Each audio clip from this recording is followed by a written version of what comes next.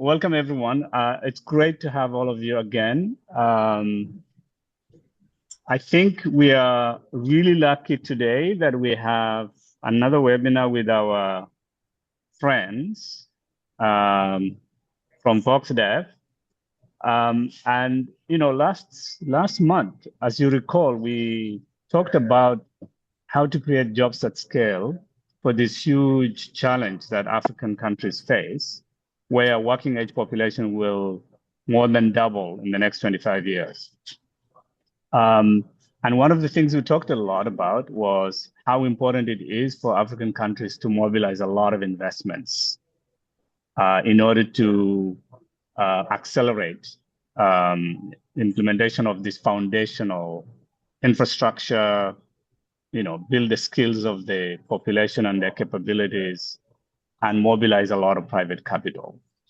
Well, one of the instruments for doing that is, of course, domestic capital, but another way to do it is foreign direct investment. And so today we are really delighted to have a bunch of professors who are going to be able to tell us how exactly Africa can actually mobilize foreign direct investment. So let me introduce them, and then after I introduce them, I'll ask Oliver to come in and say a word, and then we'll hand over to our presenters. So there are three. Stefania Gareto is an associate professor of economics at Boston University.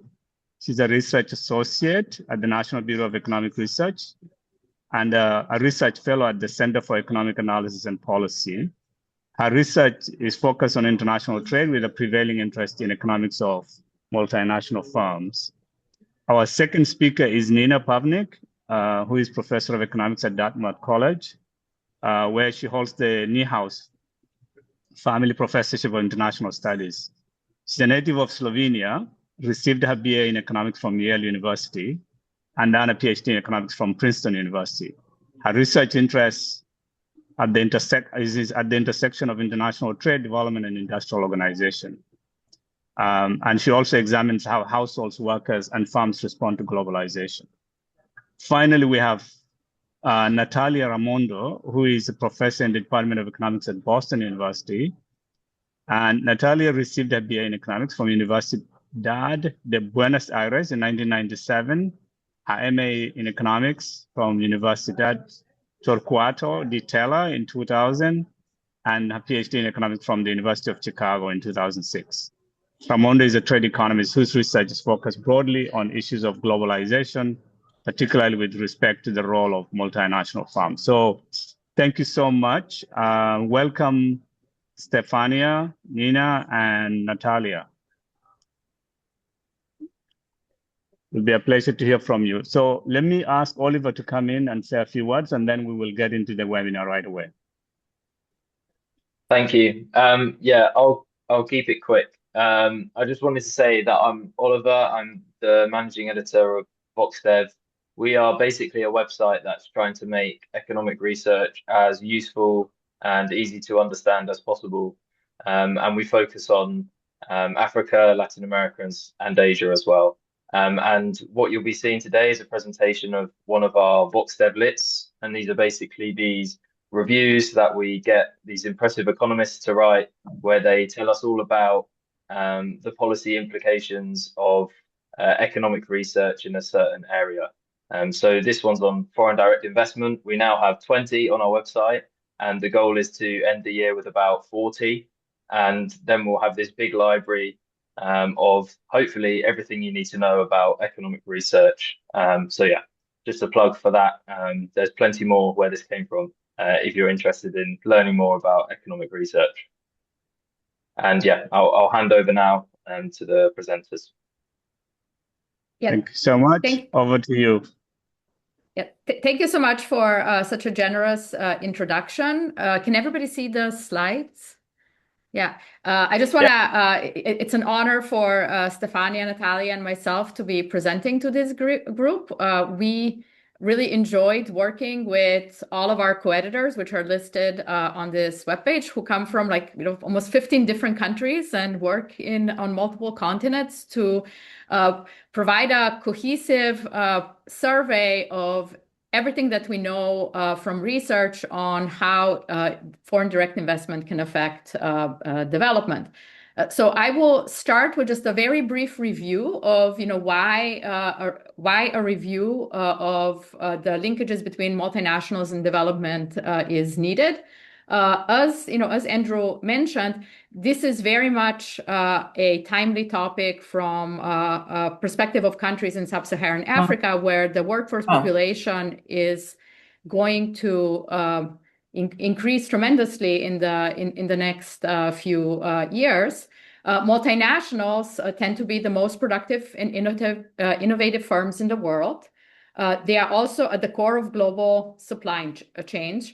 And as a result of these linkages, they can accelerate how countries develop economically to the extent that countries can attract them, effectively host them.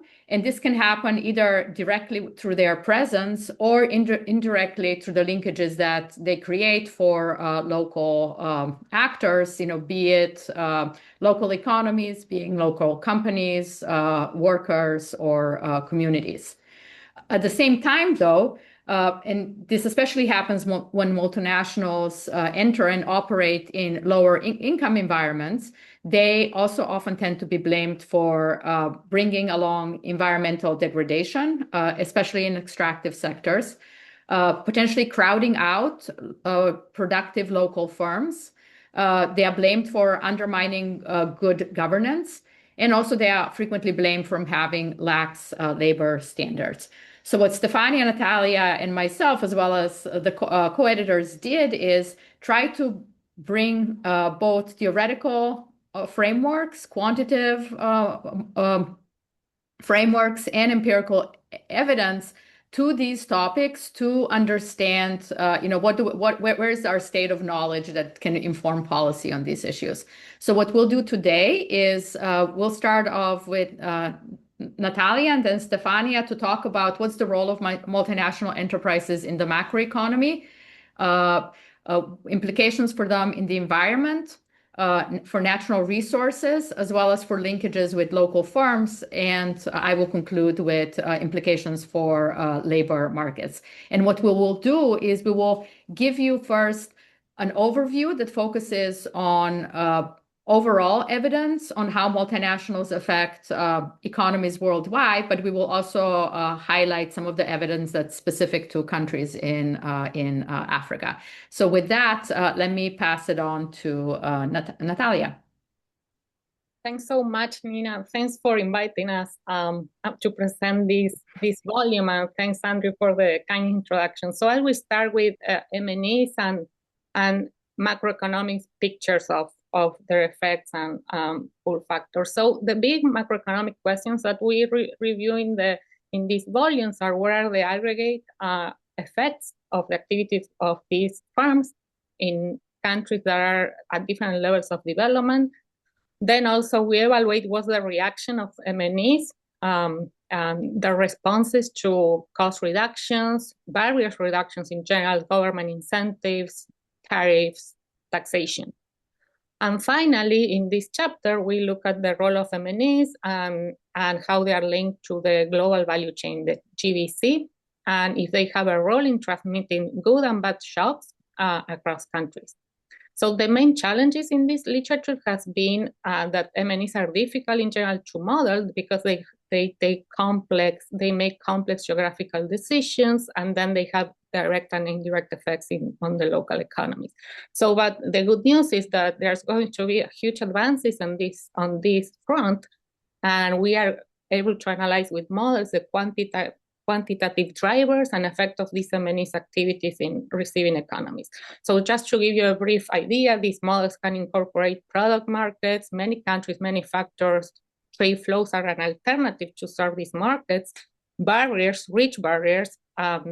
Recent work also can have uncertainty on policy, and also we can talk about within country effects to look at different groups, how they will affect it. So this is a framework to analyze consequences of trade and FDI policies in countries. Just to give you an idea, the World Bank And they are starting implementing this model, and they have been trying it to analyze effects of policies in countries such as Ghana, Cote d'Ivoire, and Senegal. So I can talk more about that later. Next.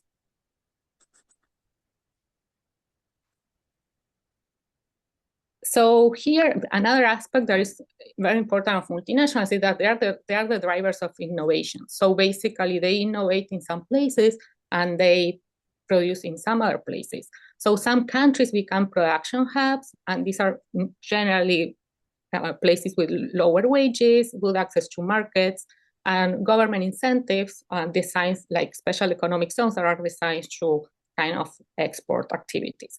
And then we have countries that they are more specialized in innovations. We call them the innovation hubs that also have a suitable workforce, good IPR protection, and again, another type of government incentives. And the important part here is that MDs are increasingly recipients of this R&D foreign investment. So they're becoming part of this R&D value chain. These quantitative models I just talked about can speak to losses or gains from these two activities of multinationals. The main concerns would be that countries that specialize in products worry that they're going to have low innovation rates, and that will damage growth prospects. And some other countries that specialize in innovation worry that they are losing their manufacturing backbone.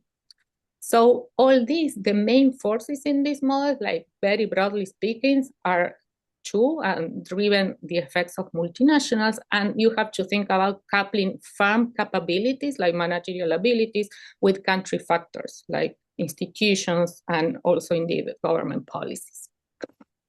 So next, another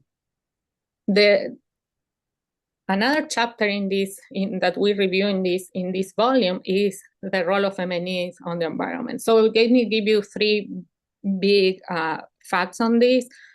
MNEs are key players. In fact, this World Bank publication 2 years ago document that 157 firms are responsible for 10% direct or 60% indirect emissions worldwide. The other two pieces of important facts about these firms is the famous pollution heaven hypothesis, where the evidence is mixed. And this says that MNEs move dirty activities to less regulated countries. And finally, there is this offsetting force, that is a pollution halo hypothesis, for which we have strong evidence, including in sub-Saharan African countries, where MNEs operate cleaner technologies everywhere they go, and they are cleaner than domestic firms. So the main topics we touch upon in this chapter next are the following. So with these models, one thing that we can do is to basically evaluate which force dominates, if the pollution halo or the pollution heaven hypothesis. So the big question here will be if the activities of MNEs diminish or increase emissions worldwide. Some of the issues there is like if the activities of these firms replace domestic firms or replace activities of their firms in their home countries. There is a big important topic about how they build their supply chain and if they use responsible sourcing contracts there. And finally, what's the environmental linked to that, to responsible sourcing? What are the spillovers to domestic firms on this front? Now, also there are we touch upon this and review the literature on the green transition and the role of MNEs on that and the creation of superstars in MDs. So it thinks solar, things, EVs and batteries.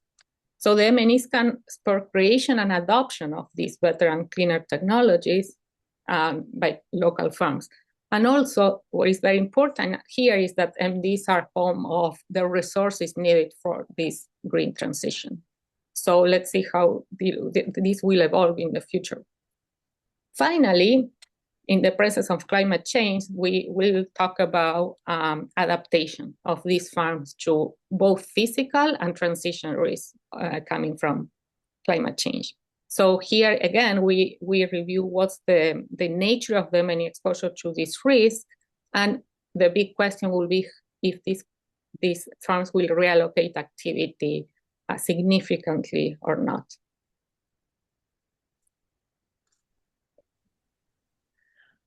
All right, I guess we're moving next to the part on natural resources. Before I start, let me just echo Nina and Natalia in thanking you for the invitation and for coming to listen to our Voxlit. So natural resources. So when we think about natural resources, we're thinking about agricultural land, water resources, fossil fuels, and other minerals. And these are of significant macroeconomic importance for low and middle income countries. Just to give you a number in particular, agriculture accounts for almost 50% of export of low-income countries. And for some African countries, like for example, Ethiopia and Malawi, this share is above 70%. Now, again, a small number of large multinationals often operate in natural resources sectors. So because of these small numbers and this concentration, it's important to consider their role for host economies. Obviously, concentration translates into market power on the local workers, and the salaries of these workers, because of this concentration and this market power, could be held too low from a social point of view. Now, multinationals in these sectors can have very positive effects, generate important streams of income by bringing in technology, investments, and means of integration between suppliers and consumers within the supply chain. And in this way, they will contribute to the progress of structural change in developing countries. Now, on the other hand, there are also negative effects, as multinationals can also exacerbate existing domestic market problems, such as the overexploitation of natural resources like forests, water, and fisheries. Next slide, please. Now, in the natural resource extraction sectors, multinationals are often viewed unfavorably by the general public. And this because of their disregard for the environment, their involvement in political corruption, and undermining of good governance. There are several documented cases of corruption risk involving multinational extractive companies in several countries in Africa. We have examples about Nigeria, the DRC, Cameroon, the Ivory Coast, Equatorial Guinea, and Sudan. And in addition, some papers show an association between the presence of foreign mining companies and increased local violence, particularly in Africa. Multinationals may have negative effects on countries' long-run development trajectories through their interaction with local institutions. Good local institutions will encourage multinational investments, but then things could potentially turn bad if multinationals pay bribes or work with rebel groups, leading to a deterioration of governance and increased conflict and violence. Another major concern has also been the crowding out of the manufacturing sector, as natural resources sector attract a large portion of the labor force, and this could slow down structural transformation and growth by preventing workers to move to other more advanced sectors. Now, thinking about policies, in terms of what are the policies that could increase the benefits being shared with local economies, something that has been proved useful is to provide the citizens with information about oil and gas discoveries, as having more information can increase local mobilization and hence decrease violence and counter the resource course. Monitoring multinational corruptions can also lead to changes in corporate behavior. And in general, from a very broad perspective, the most effective policies promote the growth of multinationals as part of a comprehensive strategy, which include addressing local market distortion and improving inefficiencies in the distribution. Can we go to the next slide, please? Thank you. So the next chapter that we're going to cover is about linkages with local firms or spillovers. And this was mentioned by Nina already in the introduction. A common rationale for government support to multinationals is motivated by these spillovers or linkages. These are the effects on the countries receiving foreign direct investment that are not mechanically linked to the activity of multinational corporations. In general, multinationals can transfer their expertise, technologies, and know-how to the economic actors in the local economy. The Voxlit serves three types of linkages: horizontal, backward, and forward.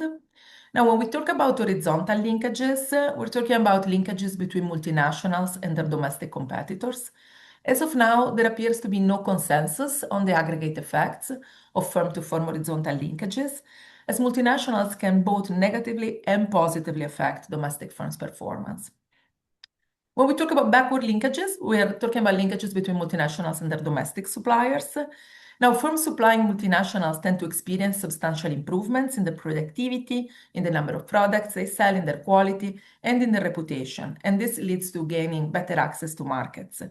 In particular, just to give you an example about Africa, there is evidence on the positive effects of training programs helping Liberian businesses to sell to large multinational companies. Lastly, when we talk about forward linkages, we talk about linkages between multinationals and their domestic buyers.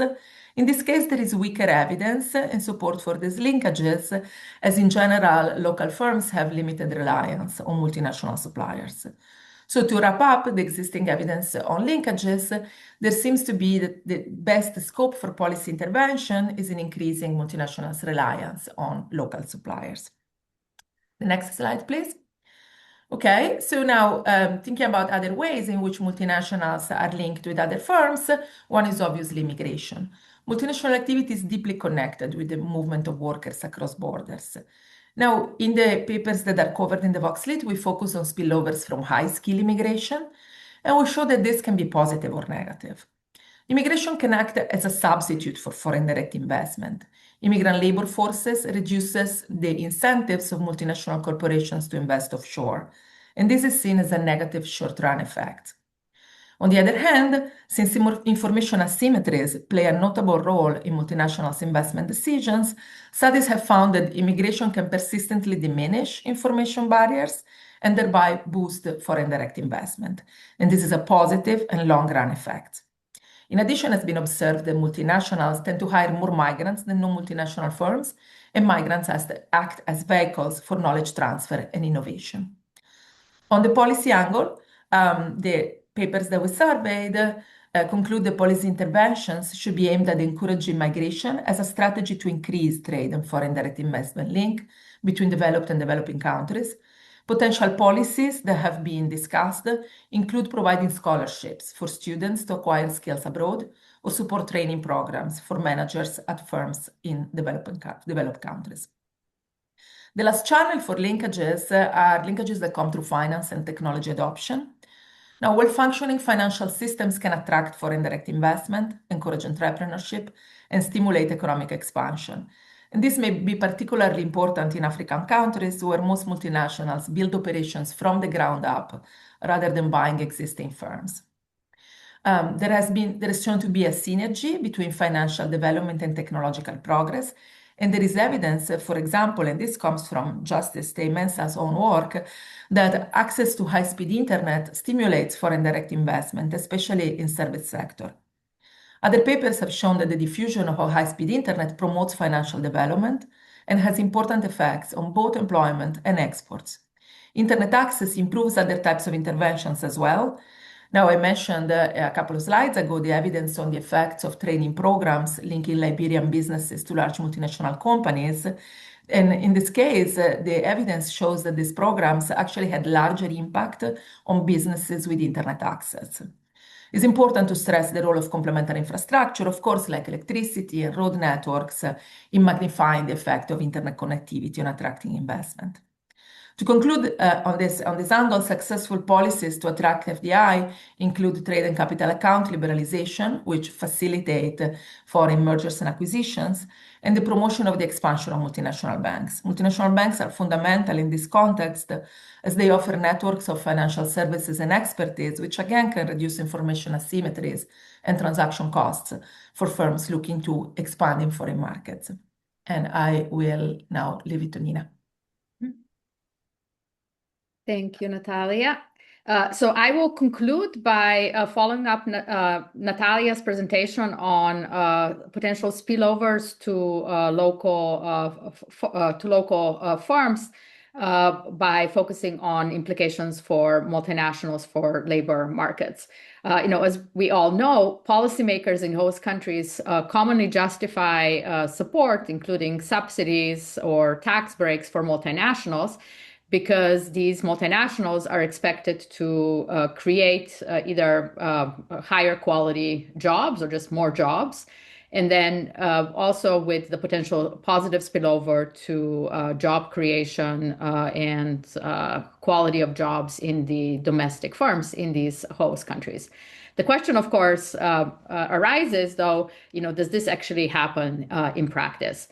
So what the final focus of the Vox Lit review focuses on is it tries to summarize what we know about the effects of multinationals on workers employed in multinationals in the host countries, and then on the potential spillovers to domestic firms, as well as how multinationals contribute to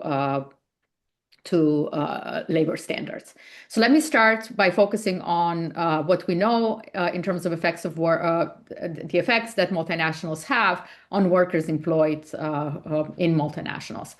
The evidence in general suggests is that workers in multinationals tend to earn higher wages than workers in domestic firms. This is so-called multinational wage premium.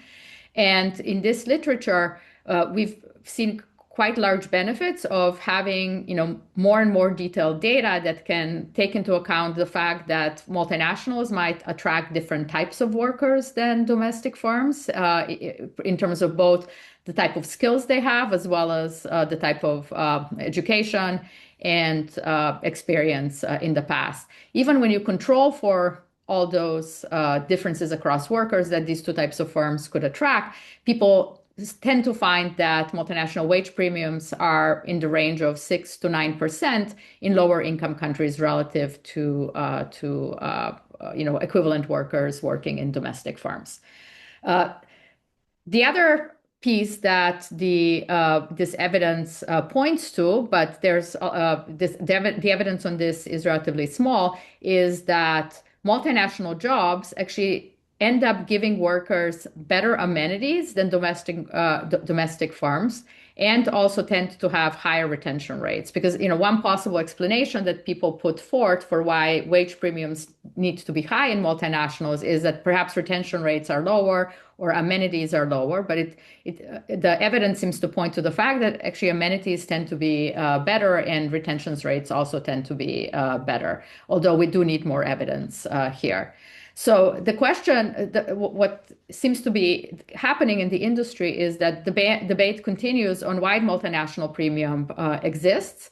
Some of it points mostly to potential rent sharing, and this is aligned with evidence in higher income countries, where the data on this is potentially even higher quality, so you can separate these channels. The final thing that the evidence point out to is that if you're a worker that works in a multinational firm, you tend to acquire valuable knowledge from foreign managers that future domestic employers down the road reward. So as workers that work in multinational firms that are in close contact with foreign managers tend to gain higher wages when they move to domestic employers. I next move to the evidence that the implications that multinationals have for domestic firms. And I just want to highlight here some evidence from sub-Saharan African countries where, Macmillan and Soifek have highlighted that even when manufacturing employment in these countries is increasing, these increases tend to be dominated by increased employment in informal firms as opposed to formal firms such as multinational. And this picture focuses on Kenya, Nigeria, Senegal, and Tanzania, and total employment is highlighted in red. Formal employment is highlighted in green. And you see that informal employment, which is highlighted in blue, tends to be the one that tracks the total employment the most. So from the perspective of implications of multinationals for workers employed in domestic firms, in this sort of setting, it's going to be really important to be also thinking about the distinction between formal and informal jobs. So what is the evidence there in general? Well, people tend to find that when multinationals enter a country or a local economy or expand, those activities are associated with increases in employment and wages in domestic firms, although the evidence on wages and employment tends to vary across countries. And just to give you a sense from evidence from Africa, we do have a paper from Ethiopia that seems to suggest that plant openings tend to increase employment in local domestic firms, but they do not have an effect on wages, whereas evidence from Uganda, which really kind of focuses on firm-to-firm linkages, seems to suggest that these labor market effects that are in terms of higher employment and wages seem to be mostly, stemming from the kind of firm-to-firm linkages and input-output linkages.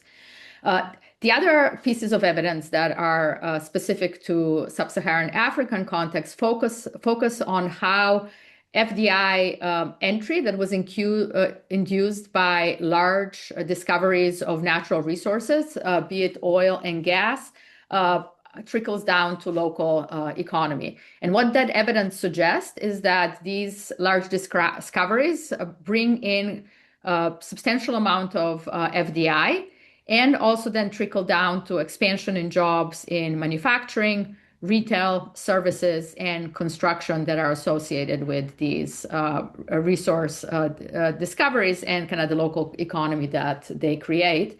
There is more detailed evidence on the consequences of these FDI expansions in response to natural resource booms from Mozambique, where authors found that for each new FDI job created, there was an additional 4.4 local jobs created, and about 2.1 of those were created in the formal sector, and the rest were in the informal sector.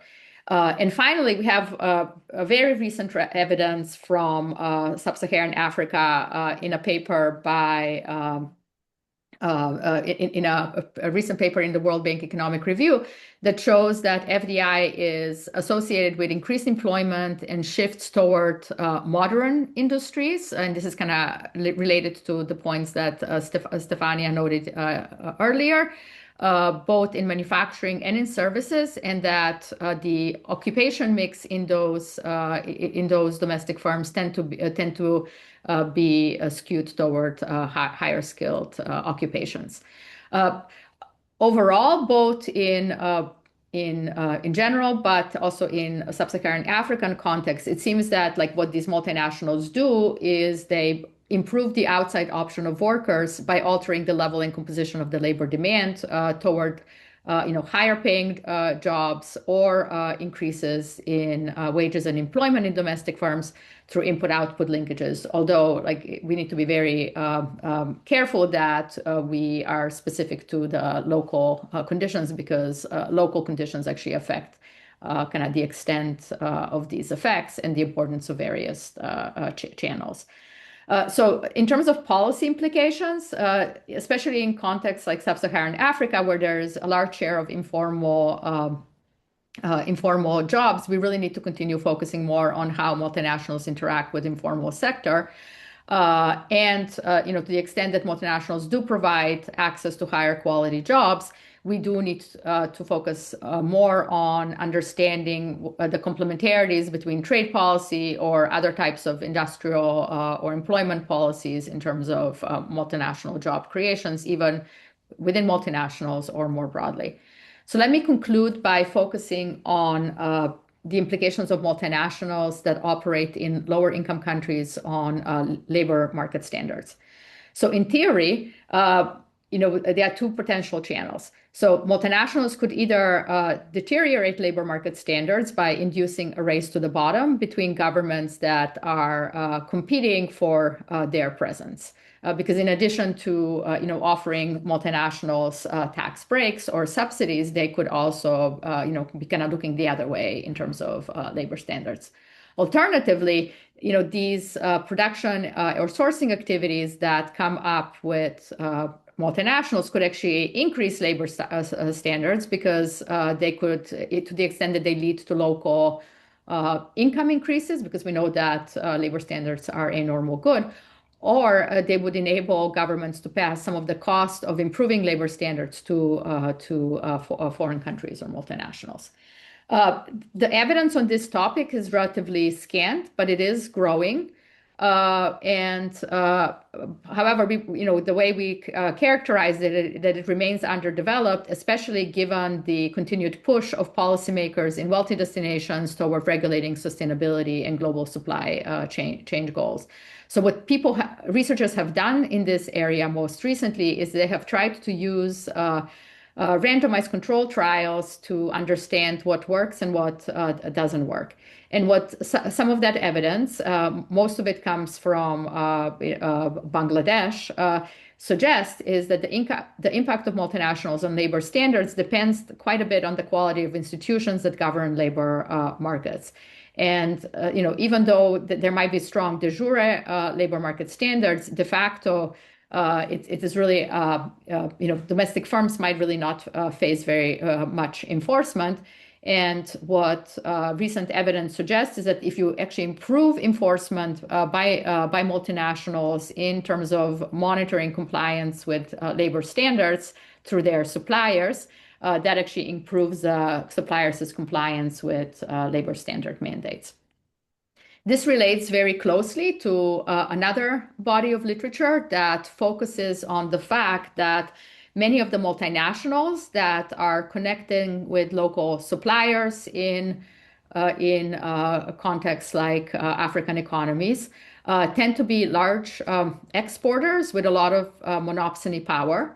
And this is particularly important characteristics of markets and companies in agricultural value chains, as well as apparel in many developing countries.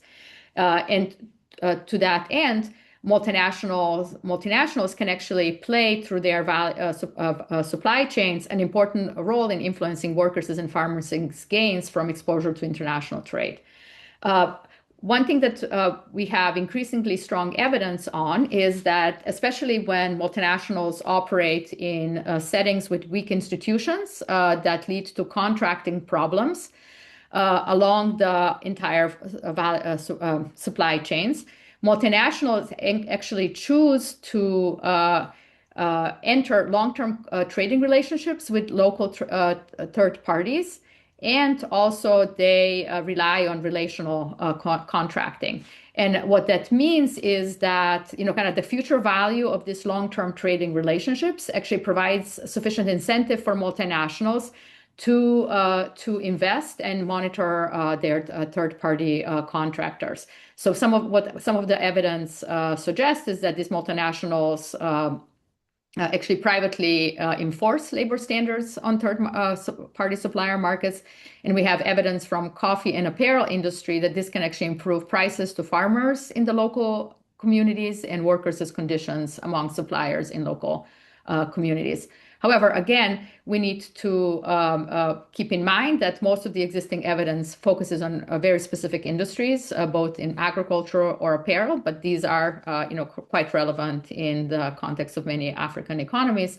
And that some of these studies that rely on observational studies or randomized control trial might be missing some of the predicting overall effects of responsible sourcing policies, and that those can only be kind of studied in kind of broader quantitative models that Natalia overviewed earlier on in the survey. So thank you for listening to us, and we look forward to your questions.